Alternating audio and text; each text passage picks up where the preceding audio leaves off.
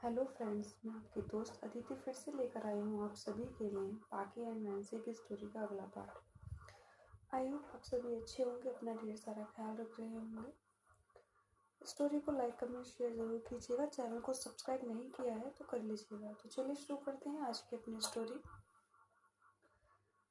Previous part में आपने सुना था पाकी और नैन्सी अपनी पहचान और संघर्ष की लड़ाई लड़ रही थी, लेकिन विशाल राठौर और विजय ने उन्हें खत्म करने की साजिश रची। सेंटर पर छापा, धमकियां और पीछा किए जाने जैसी घटनाएं इस बात का संकेत थी कि यह अब लड़ाई और भी गंभीर हो चुकी थी। तो चलिए जानते हैं आगे की कहानी। पाकी और नैन्सी के लिए यह सिर्फ एक व्यक्तिगत संघर्ष नहीं था, बल्कि उनके रिश्ते की भी परीक्षा थी।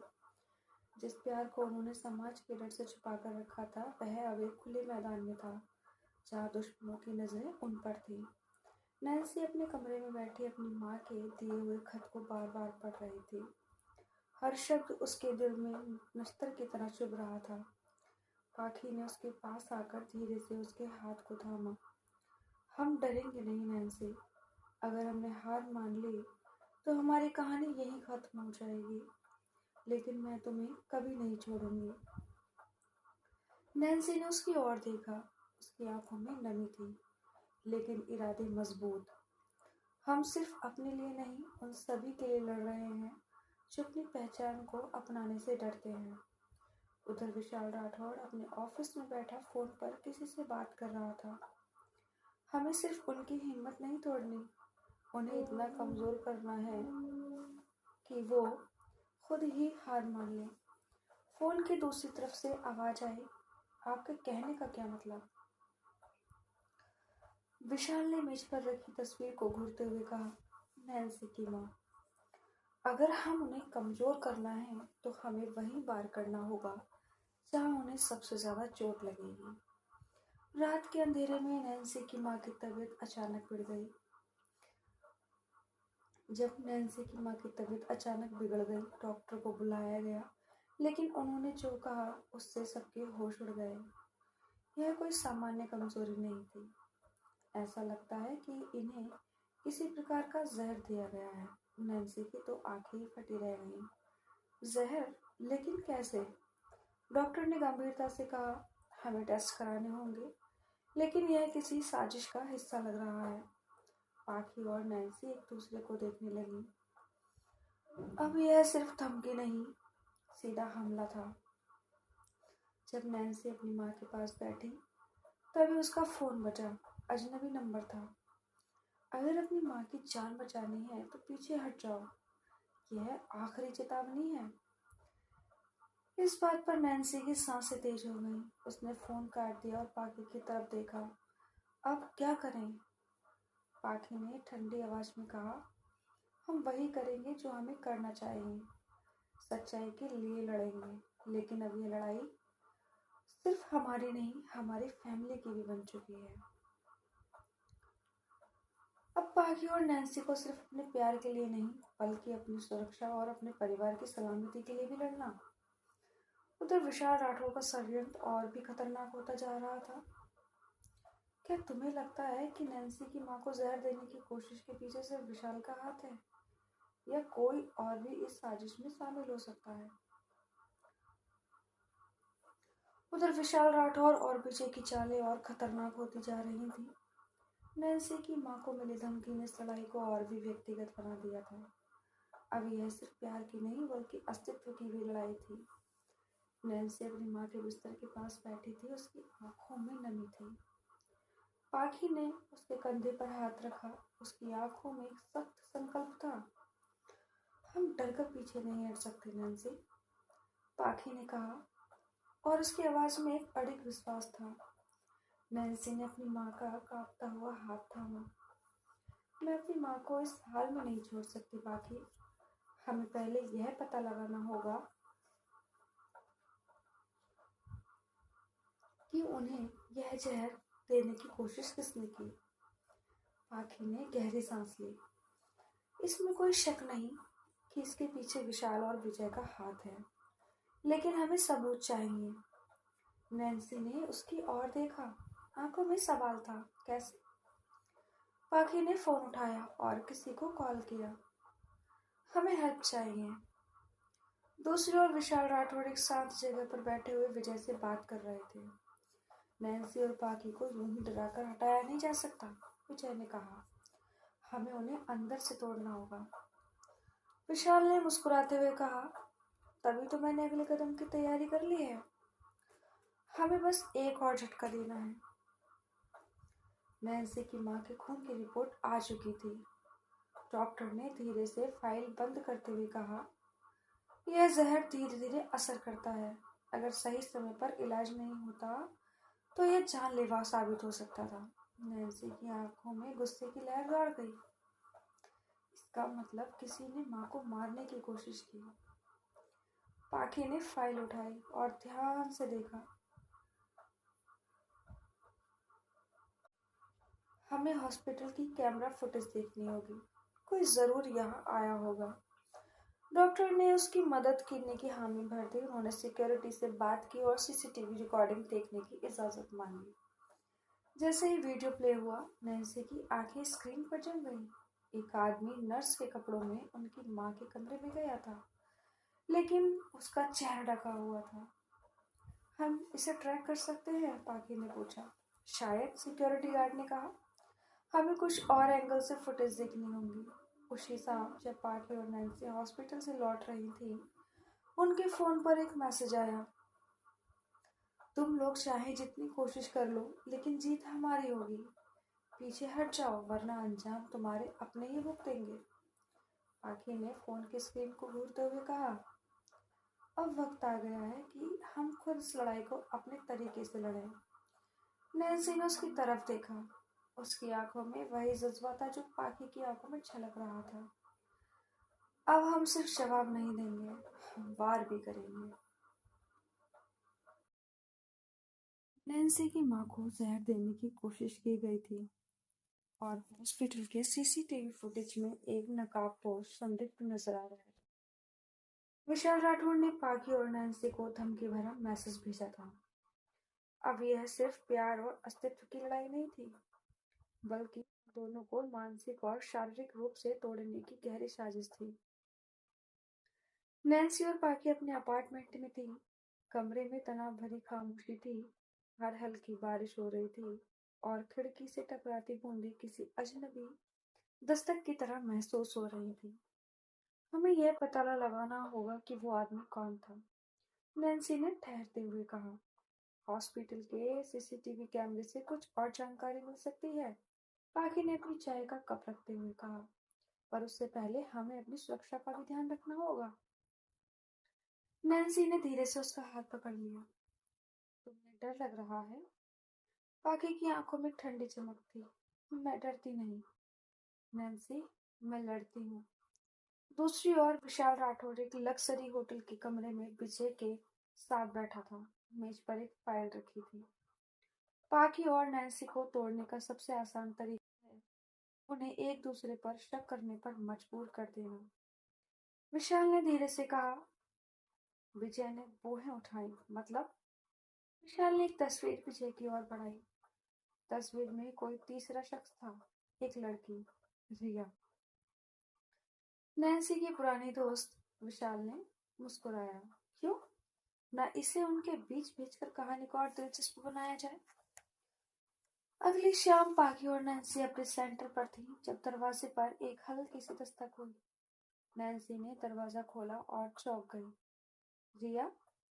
लंबे समय बाद अपनी बचपन की दोस्त को देखकर नैन्सी के चेहरे पर हल्की मुस्कान आई, लेकिन पाखी की नजरें सतर्क थी।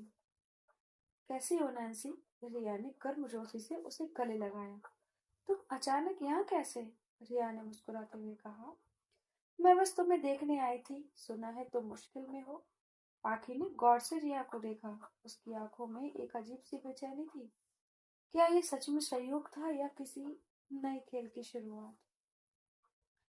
क्या रिया सच में नैन्सी की मदद करने आई थी या ये विशाल की साजिश का हिस्सा थी?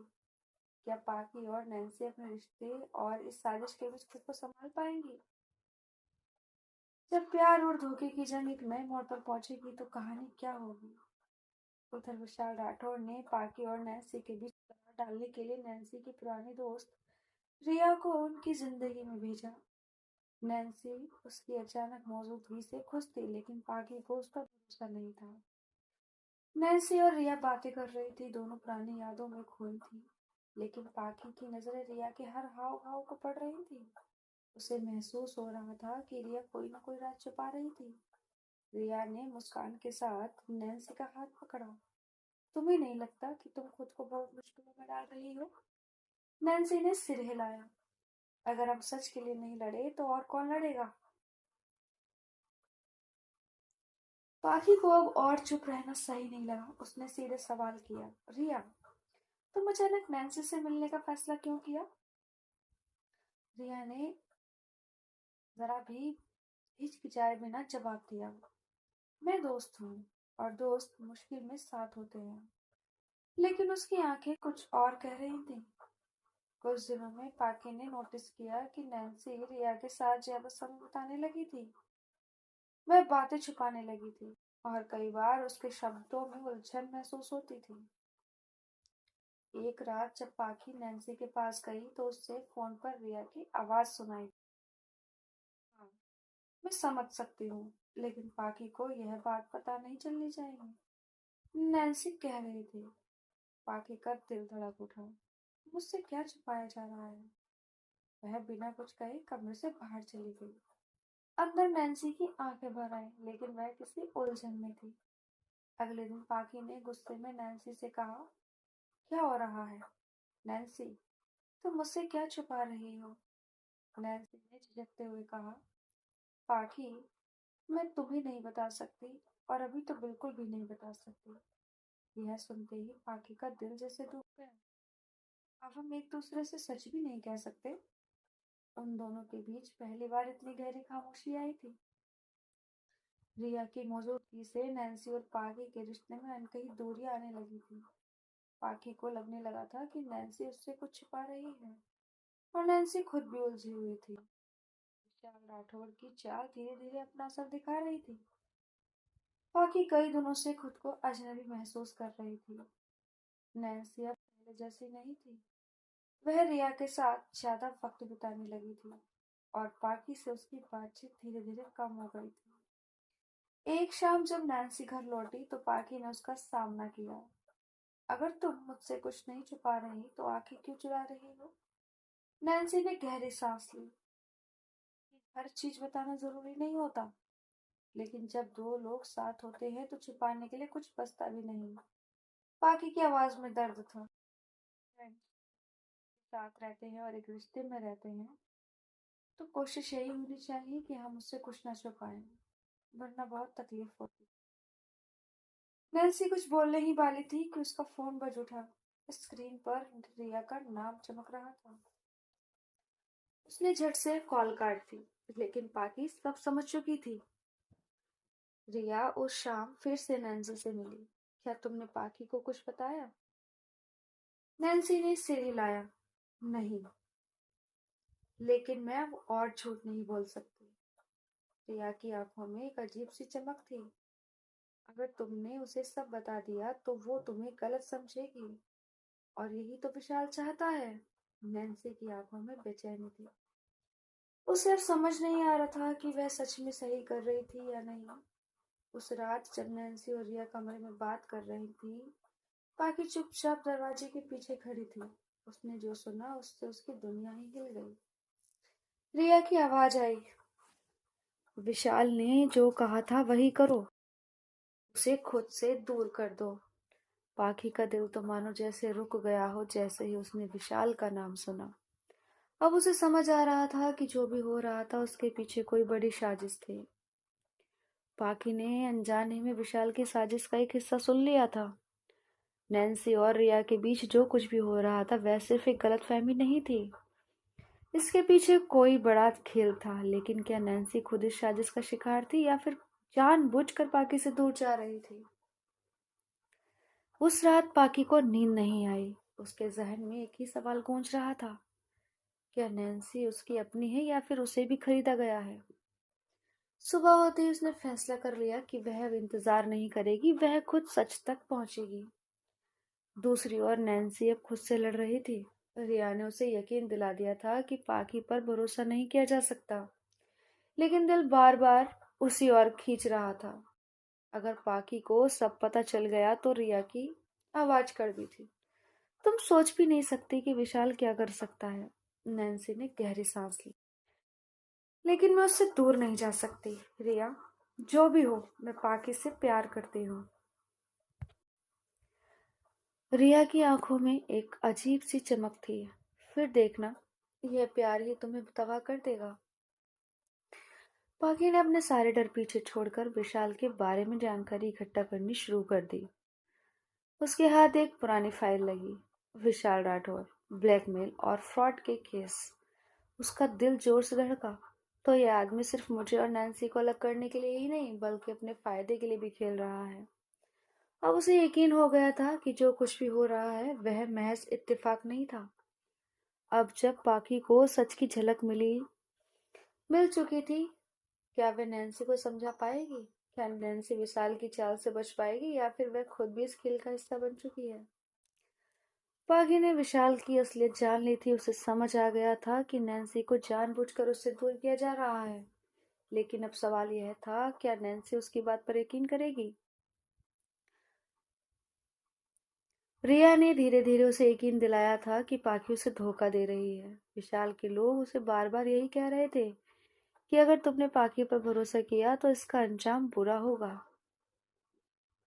नैन्सी घबरा गई थी। उसका दिल कह रहा था कि पाखी पर शक नहीं करना चाहिए, लेकिन दिमाग बार बार डर दिखा रहा था। पाखी अब और इंतजार नहीं कर सकती थी। उसने नैन्सी के सामने सच्चाई लाने की ठान ली थी। एक दिन जब नैन्सी अकेली थी, पाखी ने उसे कॉल किया। पाखी, मुझे तुमसे मिलना है, बस 5 मिनट चाहिए। अगर उसके बाद भी तुम मुझसे नफरत करना चाहो तो मैं चली जाऊंगी। नैन्सी कुछ पल चुप रही, फिर उसने गहरी सांस लेकर कहा, ठीक है, मिलते हैं। जब नैन्सी और पाकी आमने सामने आई तो दोनों की आंखों में सवाल थे। पाकी ने बिना कुछ कहे विशाल की फाइल उसके सामने रख दी। यह देखो नैन्सी, तुम्हें अभी भी लगता है कि मैं झूठ बोल रही हूँ? नैन्सी ने कांपते हाथों से कागज उठाया। यह सब क्या है? यह सबूत है कि विशाल सिर्फ हमें अलग करने की कोशिश नहीं कर रहा, वह तुम्हें भी इस्तेमाल कर रहा है। नैन्सी के चेहरे का तो मानो रंग ही उड़ गया। उसे समझ आ गया कि उससे बहुत बड़ी गलती हो गई है। नैन्सी की आंखों में आंसू थे। मुझे माफ कर दो पाकी, मैं डर गई थी। मैं तुम्हें खोना नहीं चाहती थी, लेकिन पाकी ने उसका हाथ थाम लिया। अब हमें मिलकर इस खेल को खत्म करना होगा। अब जब नैन्सी और पाकी फिर से साथ थीं, वे विशाल और रिया की साजिश को खत्म करने के लिए तैयार थी। लेकिन क्या विशाल इतनी आसानी से हार मान लेगा? नैन्सी ने आखिरकार पाकी की बातों पर भरोसा कर लिया था। उसे एहसास हुआ कि वह विशाल के जाल में फंस गई थी। अब दोनों ने मिलकर विशाल और रिया को मात देने की ठान ली थी। लेकिन सवाल यह था, क्या वे विशाल के अगले वार के लिए तैयार थी? उधर विशाल को जब यह पता चला कि नैन्सी फिर से पाकी के साथ आ गई है तो उसका गुस्सा 7वें आसमान पर था। उसने रिया से कहा, अब हमें कुछ ऐसा करना होगा कि ये दोनों हमेशा के लिए अलग हो जाएं। रिया ने मुस्कुराकर कहा, तुम बस देखो, मैं इन दोनों के बीच ऐसा शक पैदा कर दूंगी कि इनका रिश्ता हमेशा के लिए टूट जाएगा। अगली शाम नैन्सी को एक अनजान नंबर से मैसेज आया। अगर तुम्हें लगता है कि पाकी सच बोल रही है तो इस एड्रेस पर जाकर देख लो, शायद तुम्हारा भरोसा हमेशा के लिए टूट जाए। नैन्सी के मन में शंका का बीज फिर से बो दिया गया था। वह उलझन में थी। क्या उसे इस मैसेज को नजरअंदाज करना चाहिए या सच का सामना करना चाहिए? आखिरकार उसने ठान लिया कि वह सच जानेगी। बिना सच जाने चैन से नहीं बैठेगी। नैन्सी जब बताए गए एड्रेस पर पहुंची तो उसने देखा, उसकी आंखें भर आई जो उसने देखा। पाखी किसी से मिल रही थी और वह कोई और नहीं बल्कि विशाल था। यह कैसे हो सकता है? नैन्सी के दिमाग में तो मानो तूफान आ गया। उसने दूर से सुना, विशाल, नैन्सी को जितना कहो वह मेरी बात कभी नहीं मानेगी। पाखी, बस तुम अपना काम करो, मैं अपनी बात मनवा लूंगी। नैन्सी का पूरा विश्वास चकनाचूर हो गया। उसे लगा तो यह सब एक धोखा था। पाखी ने मुझे बेवकूफ बना दिया। नैन्सी बिना कुछ कहे वहां से चली गई। जब पाखी को पता चला कि नैन्सी ने उसे गलत समझ लिया है तो वह दौड़कर उसके पास पहुंची। नैन्सी, मेरी बात सुनो। लेकिन नैन्सी की आंखों में दर्द था। अब कुछ सुनने के लिए बाकी ही क्या है पाखी? पाखी ने कोशिश की, जो तुमने देखा वह सिर्फ आधा सच है। विशाल को मैंने वहां बुलाया था ताकि नैन्सी ने हाथ उठाकर कहा, बस पाखी, अब और झूठ नहीं। और वह वहां से चली गई। विशाल की चाल काम कर गई। नैन्सी ने पाखी को विशाल के साथ देखा और उसके मन में संदेह घर कर गया। बिना सच्चाई जाने वह टूट गई और पाखी को छोड़कर चली गई। लेकिन क्या यह वास्तव में अंत था या साजिशों के खेल की शुरुआत? बारिश हो रही थी और नैन्सी गीली सड़कों पर अकेली चल रही थी। आंखों में आंसू, दिल में दर्द और दिमाग में एक ही सवाल था, क्या पाखी ने मुझे सच में धोखा दिया? हर बीते लम्हे के साथ उसकी सोच और उलझ रही थी। अगर पाखी को विशाल से मिलना ही था तो उसने मुझसे झूठ क्यों कहा? क्या यह अब सिर्फ एक खेल था? तभी उसका फोन बजा। पाखी कॉल कर रही थी, लेकिन नैन्सी ने कॉल कट कर दी। वह अब और किसी सफाई के लिए तैयार नहीं थी। दूसरी तरफ पाखी पागलों की तरह नैन्सी को ढूंढ रही थी। उसने रिया के भेजे हुए नकली मैसेज के बारे में भी पता कर लिया था और अब उसे समझ आ गया था कि यह सब विशाल की चाल थी। नैन्सी को हर हाल में सच बताना होगा। पाखी ने नैन्सी के घर पहुंचकर दरवाजा खटखटाया, लेकिन दरवाजा बंद था। उसने पड़ोसियों से पूछा, नैन्सी तो शाम से ही घर नहीं आई। पाखी का दिल अब और तेजी से धड़कने लगा। कहीं विशाल ने तो कोई और साजिश तो नहीं रची? विशाल अपने प्लान के अगले स्टेप पर था। उसे पता था कि नैन्सी अब पूरी तरह टूट चुकी थी। उसने रिया से कहा, अब वक्त आ गया है कि नैन्सी को अपनी सबसे बड़ी गलती महसूस करवाई जाए। रिया ने मुस्कुराते हुए जवाब दिया, नैन्सी को ऐसा लगेगा कि उसने पाखी को हमेशा के लिए खो दिया। अगली सुबह नैन्सी को एक न्यूज़ क्लिप मिली। हेडलाइन थी कि एक लड़की ने दिल टूटने के बाद खुद को चोट पहुंचाई। अस्पताल में भर्ती। हॉस्पिटल में भर्ती नैन्सी का दिल जोर से धड़कने लगा। नहीं नहीं, यह पाखी नहीं हो सकती। लेकिन जब उसने तस्वीर देखी तो उसके पैरों तले जमीन खिसक गई। पाखी। नैन्सी के हाथ कांप रहे थे। मैंने क्या कर दिया? क्या मैंने उसे हमेशा के लिए खो दिया? नैन्सी ने एक न्यूज़ क्लिप में जो देखा कि पाखी को चोट लगी है, वह हॉस्पिटल में एडमिट है, उसे एहसास हुआ कि वह गलतफहमी का शिकार हो गई थी। लेकिन क्या यह भी विशाल की कोई चाल थी या सच में पाखी किसी मुसीबत में थी? नैन्सी का दिल जोर से धड़क रहा था। वह कांपते हाथों से फोन निकालकर हॉस्पिटल का पता ढूंढने लगी। मैंने उसे छोड़ दिया। मैंने उस पर शक किया और अब आंखों से आंसू थमने का नाम नहीं ले रहे थे। उसने जल्दी से टैक्सी ली और अस्पताल की ओर दौड़ पड़ी। अस्पताल के एक कमरे में पाखी बिस्तर पर लेटी थी। उसके माथे पर पट्टी थी और हाथ पर चोट के निशान। वह होश में थी, लेकिन उसके चेहरे पर गहरी उदासी थी। रिया उसके पास खड़ी थी, चेहरे पर झूठी चिंता का दिखावा करते हुए। नैन्सी ने तुझे छोड़ दिया पाखी। पाखी ने दर्द से आंखें बंद कर ली। शायद यही हमारी कहानी का अंत था। अचानक दरवाजे पर तेज आवाज हुई, पाखी पाखी।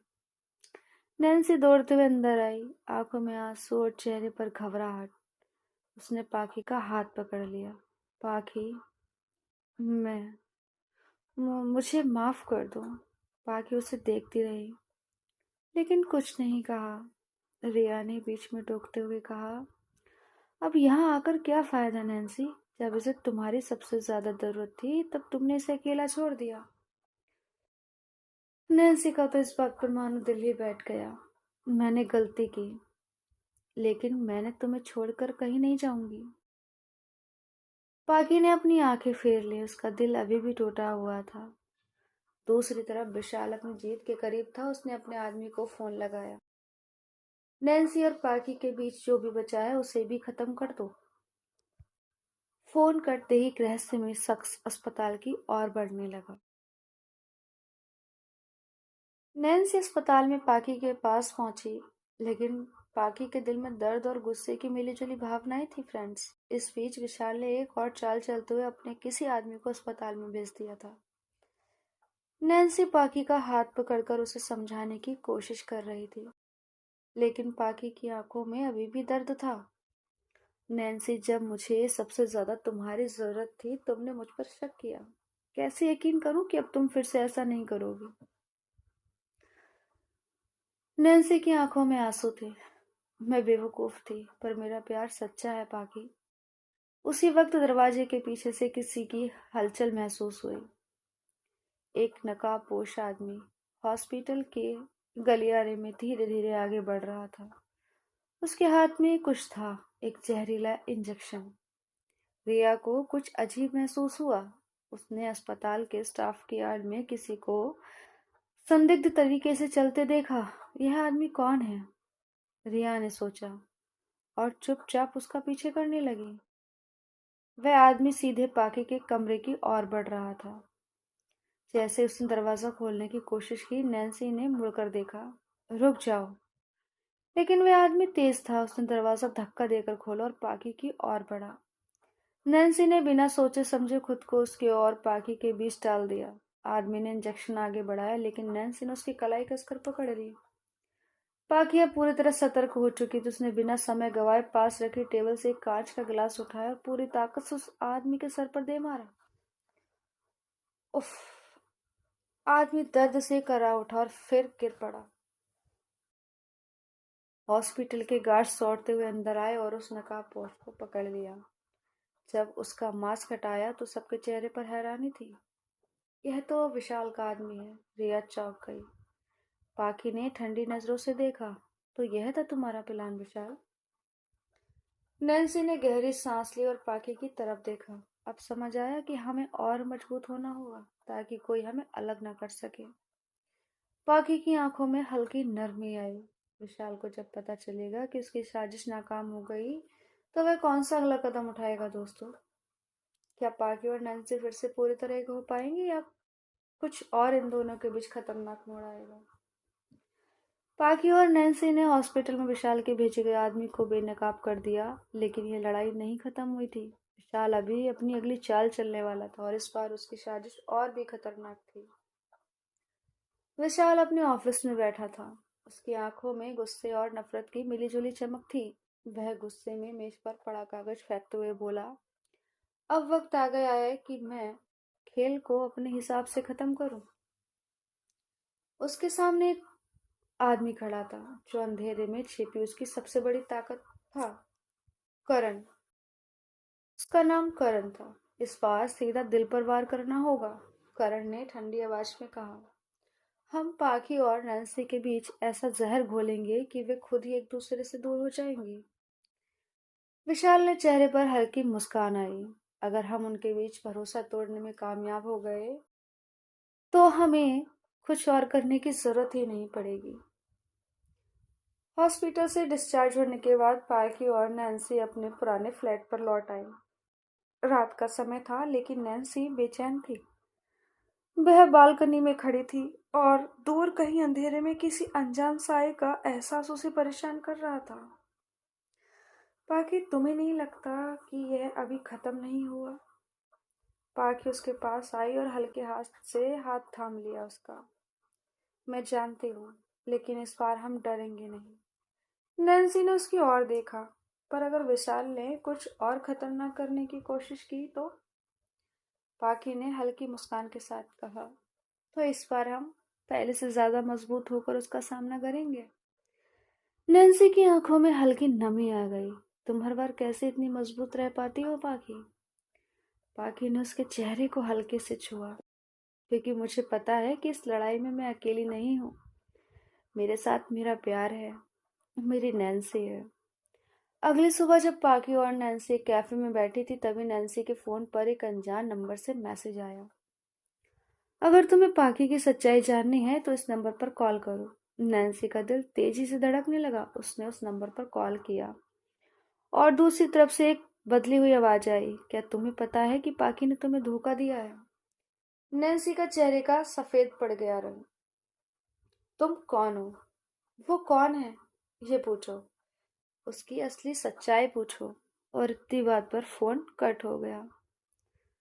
नैन्सी के मन में फिर से शक का जहर धीरे धीरे उतरने लगा था। क्या होगा दोस्तों इस कहानी का, इन दोनों के प्यार का, इस रिश्ते का जो अभी पूरी तरीके से पनपा भी नहीं था, आगे की जिंदगी भी नहीं उन्होंने जी थी और इतनी बड़ी शादी से उनके पीछे पड़ गई थी। नैन्सी के मन में संदेह की दीवार खड़ी होगी, या विशाल की यह चाल पाके और नैन्सी को अलग कर देगी, या इस बार उनका प्यार किसी भी साजिश से ज्यादा मजबूत निकलेगा। क्या होगा फ्रेंड्स, अब प्यार और भरोसे की सबसे बड़ी परीक्षा होगी। जल्दी मिलेंगे इस कहानी के अगले पार्ट के साथ। तब तक आप इस कहानी को एंजॉय कीजिए, लाइक कमेंट शेयर कीजिए, चैनल को सब्सक्राइब नहीं किया है तो कर लीजिएगा। स्टोरी सुनते सुनते आप लोग लाइक करना भूल जाते हैं तो प्लीज़ लाइक ज़रूर कर दीजिएगा। कमेंट्स करके बताइए कैसी लग रही है आपको कहानी। जल्दी मिलूंगी इस कहानी के अगले पार्ट के साथ आप सभी से। तब तक के लिए अपना ख्याल रखिए, अपनों का ख्याल रखिए। मिलते हैं, बाय बाय, टेक केयर।